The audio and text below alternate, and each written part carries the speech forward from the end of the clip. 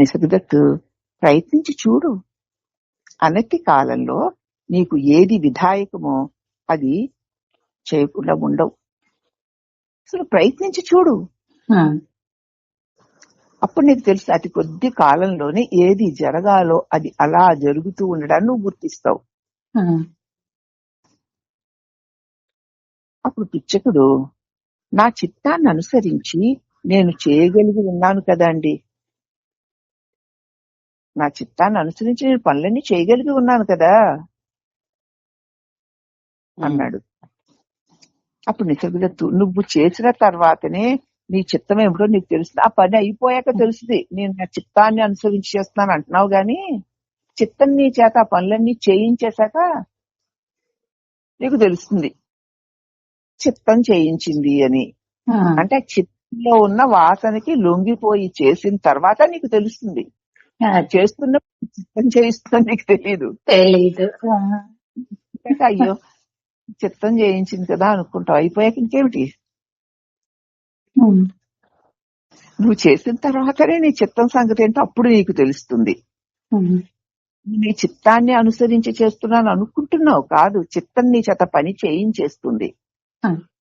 దానికి లొంగిపోయి అది చేయించేసినట్టు జరిగాక ఈ చిత్తం ఇలా చేయించింది కదా అని అప్పుడు అనుకుంటావు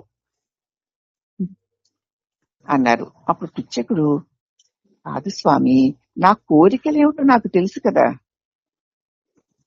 ఆ విషయంలో నేను ఏవి ఎంచుకున్నానో అవి కూడా నాకు తెలుసు కదా, అటుపైన వాటిని గురించి నేనేమి నిర్ణయాలు చేసుకున్నానో వీటినన్నిటినీ బట్టి నేను చేయదలుచుకుందాన్నే కదా నేను చేస్తాను అన్నాడు. నా కోరికలేంటో నాకు తెలుసు, ఆ కోరికల విషయంలో నేను ఏవేవి ఎంచుకున్నానో అన్ని బోళ్ళున్నాయిలేండి, నేను ముఖ్యంగా ఏవి ఎంచుకున్నానో అవి నాకు తెలుసు. ఆ తర్వాత వాటి కోసం నేను ఏమేమి నిర్ణయాలు చేసుకున్నానో వాటిని బట్టి నేను చేయదలుచుకున్నది ఏదో అది చేసేస్తాను కదా నేను అన్నాడు. అప్పుడు నిసర్గదత్ గారు అన్నారు, అలా అయినప్పటికీ కూడా నీ స్మృతి ఈ నిర్ణయాలు చేయిస్తోందే కానీ నువ్వు కాదు. నేనే చేస్తున్నాను అనుకుంటున్నావు గాని నేనే నా కోరికల ప్రకారం ఏది చెయ్యాలో ఏది చేయకూడదో చేయడానికి ఎలా చెయ్యాలో అది నిర్ణయించుకుని ఆ పనులన్నీ నేను చేస్తున్నాను కదా, నేను కాదు అంటున్నారేమిటి, నేను కర్తను కాదు అంటున్నారేమిటి అన్నాడు అనమాట అతను.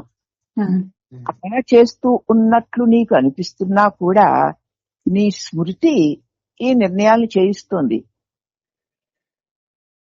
నువ్వు కాదు. నీ స్మృతి అంటే నీలో ఉన్నటువంటి ఆ తెలివి నిర్ణయాలను చేయించి ఆ నిర్ణయాలకు అనుగుణంగా వ్యవహారాలు కూడా ఆ స్మృతి అనేటువంటి చైతన్య శక్తి చేయిస్తోంది గాని నువ్వు కాదు. ఆ పని అలా జరగవలసి ఉండి నీ విధిలో ఏదుందో అది ఎలా జరగాలో అలాగ నీకు ఒక ఆలోచన కలిగించి ఒక ప్లాన్ ని కలిగించి ఆ రకారంగా ఆ పని అది చేయించేస్తుంది. అవునమ్మా, నేనే ఆలోచించేశాను, నేనే నిర్ణయం తీసుకున్నాను, నేనే పని చేసేసాను, నేనే ఫలితాన్ని పొందాను అనుకుంటున్నావు. నువ్వు అలా అనుకున్నప్పటికీ, నువ్వు చేస్తున్నట్లు ఉన్నప్పటికీ కూడా నీలో ఉన్నటువంటి నీ ఎరుక స్వరూప చైతన్య శక్తి వల్ల జరుగుతున్నాయి ఇవన్నీ.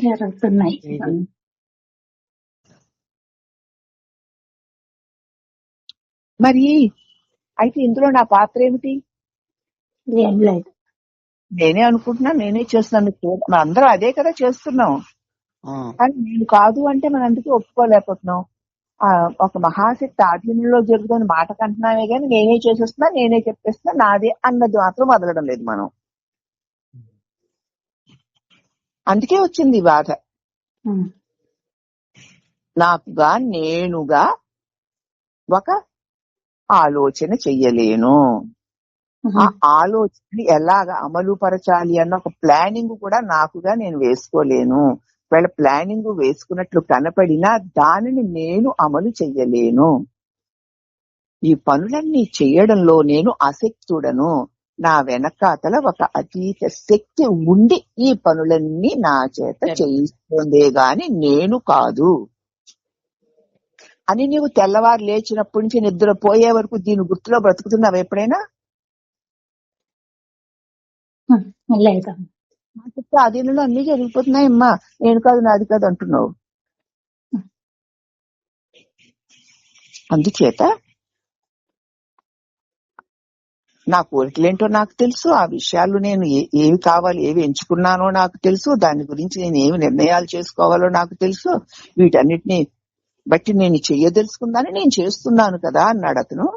అలా నువ్వు అనుకున్నప్పటికీ కూడా నీ స్మృతి ఈ నిర్ణయాలు చేస్తోందే తప్ప నువ్వు కాదు. నీలో ఉన్నటువంటి ఆ సృహ, ఆ తెలివి ఇవన్నీ చేస్తోంది తప్ప నువ్వు కాదు. నేను కాదా ఇంత నేను చేస్తుంటా, అయితే మరి నాకు దీనిలో నా పాత్ర ఏముంది అని అడిగాడు. నిసర్గదత్ అంటున్నారు, మరి ఆ పనుల ఎడల ధ్యానమగ్నుడు అయినందువల్ల అది జరగడానికి అవకాశాన్ని కల్పిస్తున్నావు. నేనే చేస్తున్నా అనుకోవడం వల్ల ఆ పనులు జరగడానికి అవకాశం కల్పించావు. అంతే. మరి అయితే నాకు ఫ్రీ విల్ అనేది, నాకు స్వతంత్రతే లేదా? నాకు నేనుగా ఏమీ చేయలేనా? నేను కోరుకోదలుచుకున్న దానికి కూడా నాకు స్వేచ్ఛ లేదా? నేను కోరుకోదలుచుకున్నది కూడా నా ఇష్టం వచ్చి నేను కోరుకోలేనా? నేను కోరుకుంటున్నాను కదా.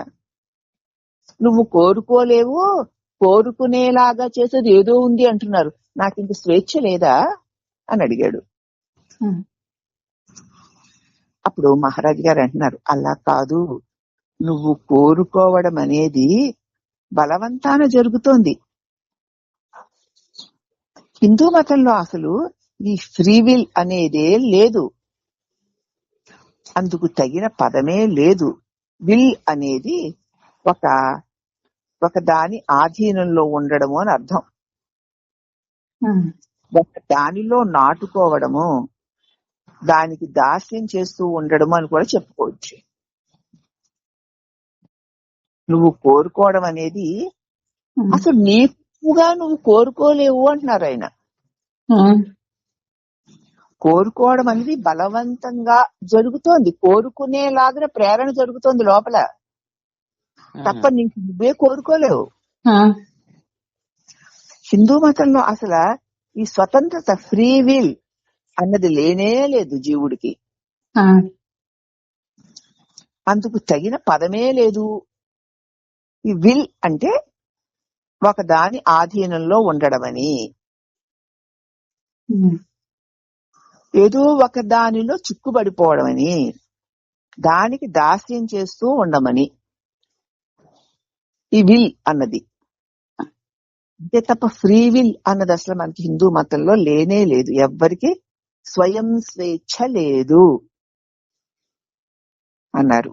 అప్పుడు పృచ్ఛకుడు, నా పరిమితులు ఏవై ఉండాలో వాటిని నేను స్వేచ్ఛగా ఎంపిక చేసుకోగలిగే ఉన్నాను కదండి. నా పరిమితి ఎంతో, నేను దేంతో ఎంతవరకు సంబంధం పెట్టుకోవాలో, దేన్ని ఎంతవరకు కోరాలో, ఏ పని ఎంతవరకు చెయ్యాలో వాటన్నిటిని నేను స్వేచ్ఛగా ఎంపిక చేసుకోగలిగి ఉన్నాను. మీరు నువ్వు చేసుకోవట్లేదు అంటారు ఏమిటి అన్నాడు అతను. నిజంగా సాధన చేస్తున్నాడు కనుక అంత గట్టిగా వాదించి అడుగుతున్నాడు అతను. అప్పుడు నిసర్గదత్తు, నువ్వు ముందు స్వేచ్ఛను, విముక్తిని పొందు. నువ్వెంతో స్వేచ్ఛగా విముక్తుడై ఉన్నాను అనుకుంటున్నావు, కానీ నువ్వు అటువంటి స్వేచ్ఛలో లేవు. అందుచేత ముందు నువ్వు స్వేచ్ఛను అంటే విముక్తిని పొందు. ప్రపంచంలో స్వేచ్ఛగా బతకాలి అంటే ముందు నువ్వు ప్రపంచం నుండి విముక్తుడు అవ్వాలి. ప్రపంచంలో ఉంటూ ప్రపంచ విషయాల మధ్య తిరుగుతూ నీకు స్వేచ్ఛగా ఉండాలంటే కుదరదు. నువ్వు ప్రపంచం నుంచి విముక్తుడవైతే నువ్వు స్వేచ్ఛగా ఉంటావు. నువ్వు ముళ్ళ కంపల మధ్య చిక్కుకుని ముళ్ళు గుచ్చుకోకుండా హాయిగా నడవాలంటే కుదరదమ్మా. ముందు ముళ్ళ కంప నుంచి బయటికి రావాలి, అప్పుడు నువ్వు హాయిగా నడవగలుగుతావు. అలాగే నువ్వు ప్రపంచంలో స్వేచ్ఛగా బతకాలి అంటే ప్రపంచం నుంచి ముందు నువ్వు విముక్తి, ప్రపంచ విషయ వ్యామోహాల నుంచి నువ్వు విడుదల పొందాలి. పొందితే ప్రపంచంలో ఎక్కడున్నా నువ్వు స్వేచ్ఛగానే ఉంటావు. ఏ ఇంద్రియ విషయము నిన్ను వ్యామోహ పెట్టి విషయాలకు లాక్కువే. అప్పుడు ఎక్కడున్నా ఎప్పుడున్నా ఎలా ఉన్నా స్వేచ్ఛగా ఉంటావు.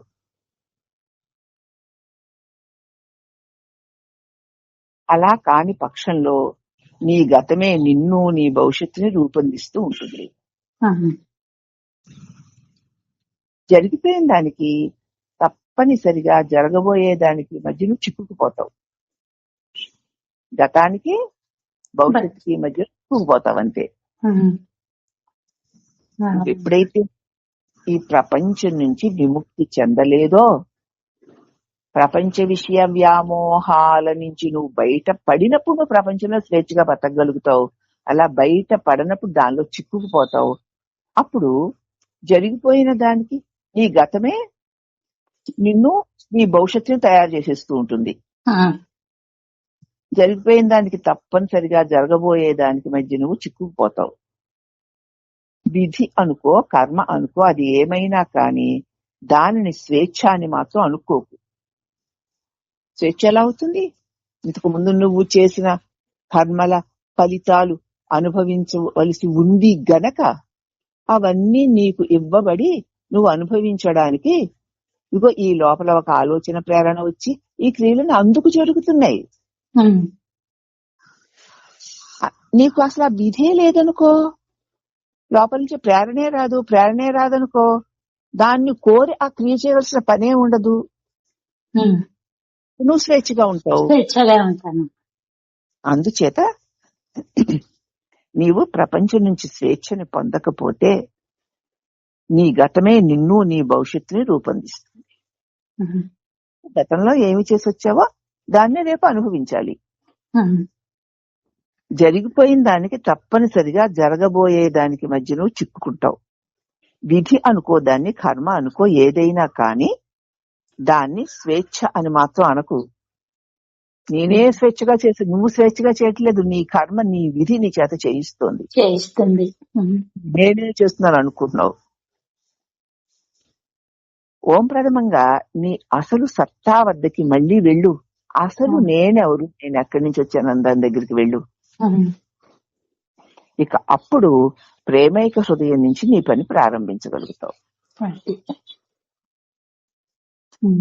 అసలు నేనెవరు, ఈ విధి ఏమిటి, ఈ గతమేమిటి, భవిష్యత్తు ఏమిటి, ప్రపంచం ఏమిటి, ఇంద్రియాలు, ఇంద్రియ వ్యామోహాల్లో పడి నేను కొట్టుకోవడం ఏమిటి, దీనికి ఏ దేవుడినో కల్పించుకుని ఆ దేవుడిని ఆశ్రయించి అతనికి దాసుడుగా ఉంటూ, ఎందుకు దేవుడికి దాసుడుగా ఉండాలనుకున్నావు? నువ్వు లోకానికి దాసుడు అయి ఉన్నావు గనక. నువ్వు ప్రపంచానికి, పంచ విషయాలకి దాసుడివై లేకపోతే నువ్వు దేవుడికి దాసుడుగా ఉండక్కర్లేదు అన్న సంగతి నీకు తెలియడం లేదు. నువ్వు లోకానికి, లోక విషయాలకి దాసుడుగా ఉండి నువ్వే ఒక దేవుణ్ణి కల్పించుకుని దేవుడికి దాసుడుగా ఉన్నానంటున్నావు. నువ్వు దేవుడికి ఎందుకు దాసరికం చేస్తున్నావు? నువ్వు ఇంద్రియ విషయ వ్యామోహాల్లో వాటికి దాసివై ఉన్నావు గనక దేవుడికి అవి తీరడం కోసం దేవుడికి తినంటున్నావు. నువ్వు ఇక్కడ ఇంద్రియ విషయ వ్యామోహాలనే ప్రపంచపు వలలో చిక్కుకోలేదనుకో, స్వేచ్ఛగా ఉంటాను. నీకు ఇంక దేవుడు ఎందుకు అక్కర్లేదు. అందుచేత ఎప్పుడైతే నువ్వు ఓం ప్రథమంగా నీ అసలు నేనెవరా అని ప్రశ్నించి చూసుకో, అప్పుడు నీ మూలంలోకి నువ్వు చేరుతావు. అప్పుడు నిజమైన ప్రేమైక హృదయం నీ నుంచి పనిచేయడం మొదలు పెడుతుంది అన్నారు మహారాజు గారు. అప్పుడు పిచ్చకుడు ఈ వ్యక్తమైన లోకంలో అవ్యక్త నిర్విశేషమైన దాని యొక్క ముద్రలేమిటి? నాకైతే వ్యక్తమైన లోకమే కనిపిస్తోందండి. ఈ లోకంలో అవ్యక్తంగా ఏ విశేషాలు లేకుండా ఉన్నటువంటి దాని యొక్క గుర్తేమిటి నాకు? నేను దాన్ని ఎలా గుర్తుపట్టను అన్నాడు. ఈ వ్యక్తమైన లోకంలో అవ్యక్తంగా ఉన్న దాన్ని నేను ఎలా గుర్తుపట్టను అన్నాడు. ఏమీ లేవు, అన్నాడు మహారాజు గారు. ఆ మాటకొస్తే ఆ ముద్ర కోసం వెతికిన మరుక్షణంలో ఈ వ్యక్తమైందంతా తొలగిపోతుంది.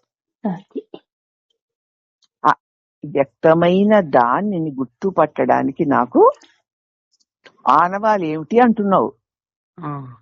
ఎప్పుడైతే ఈ వ్యక్తమైన ఈ తెలియబడుతున్న దీనికంతటికి అవ్యక్తమైంది కారణం అంటున్నారు. ఆ అవ్యక్తమైంది ఏమిటా అని నువ్వు చూసిన క్షణంలో ఈ వ్యక్తమైందంతా పోతుంది.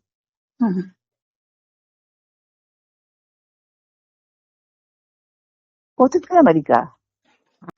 ఆ మాటకొస్తే ముద్ర అంటే దాన్ని తెలుసుకోవడానికి గుర్తు అనమాట. వ్యక్తమైన దానిని వెతికిన మరు క్షణంలోనే ఈ వ్యక్తమైనంతా కరిగిపోతుంది.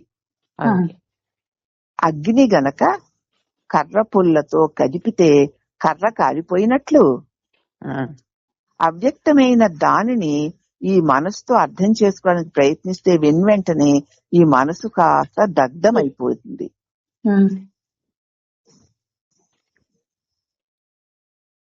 వ్యక్తమైన దానిని తరచి చూడడానికి మనసును ఉపయోగించు. వ్యక్తమైన దాని యొక్క మూలమేమిటా అని నీవు చూడడానికి నీ మనసుని ఉపయోగించు. ఇప్పుడు వ్యక్తమైన దానిలో ఉన్న వాటిలన్నిటినీ తెలుసుకోవడానికి ప్రయత్నం వాడుకుంటున్నావు మనసుని. కానీ ఇప్పుడు ఈ వ్యక్తమైన దానికి మూలమైనదేమిటా అని చూడడానికి నీ మనసుని ఉపయోగించు. గుడ్డులోని కోడిపిల్ల తన వెలుపలి పెంకును పొడుచుకున్నట్లు వ్యక్తమైన దానిని పొడవడం నేర్చుకో. ఇది ఎక్కడి నుంచి వచ్చింది, ఇదేమిటి, ఇది ఎందుకుంది, ఇది ఇలా ఉండడానికి కారణం ఏమిటి, ఇది ఎవరికి తెలియబడుతోంది, నాకు కదా, నేనెవరు అని ఏది వస్తున్నా సరే తెలియబడేది, కనపడేది, వ్యామోహ పెట్టేది ఈ నేను నాది అనేది ఎవరికి తెలుస్తోంది, నాకు కదా. ఈ నేనెవరు అని మాటి మాటికి కోడుగుడ్డులో ఉన్న పిల్ల దానిలోంచి బయటికి రావడానికి పెంకుని పొడుచుకొని బయటికి వచ్చినట్లు ఈ వ్యక్తమైన జగత్తుని మాటి మాటికి ఈ జగత్తెవరు, నేనెవరు అని మాటి మాటికి పరిశీలించు. అలాగ పొడవడం నేర్చుకో. గుడ్డు వెలుపలి జీవితం ఎలా ఉంటుందోనని ఊహలు అల్లుకుంటూ కూర్చోకు. ఆ పిల్ల నేను ఈ గుడ్డు బదలగొట్టుకుని బయటకు వస్తే వెలుపలి జీవితం ఎలా ఉంటుంది, బాగుంటుందా బాగోలేదా అని ఊహించుకుంటూ కూర్చుంటుందా? లేదా. అలా ఊహించుకుంటే ఒరిగేదేమీ ఉండదు. అలా గుడ్డు లోపల నుంచి పెంకుని పొడుచుకుంటూ రావడం మూలాన లోపల ఉండే పెంకు బద్దలై కోడి పిల్ల బయటకు వస్తుంది. అదే నువ్వు ఈ జగత్తు సత్యము, దీనిలో ఇది ఉంది అది ఉంది, ఇది నాది, ఇది నా వాళ్ళు, ఇలా ఉంటే సుఖంగా ఉంటుంది, అలా ఉంటే సుఖంగా ఉంటుంది, నేను ఇలా చేస్తా అలా చేస్తా చేయగలుగుతున్నా అని ఈ జగత్తులో కొట్టుకుంటున్న నువ్వు ఈ జగత్తేమిటి, నేనేమిటి, నేనెక్కడి నుంచి వచ్చాను, నేనెవరు అని మాటి మాటికి మననం చేయి.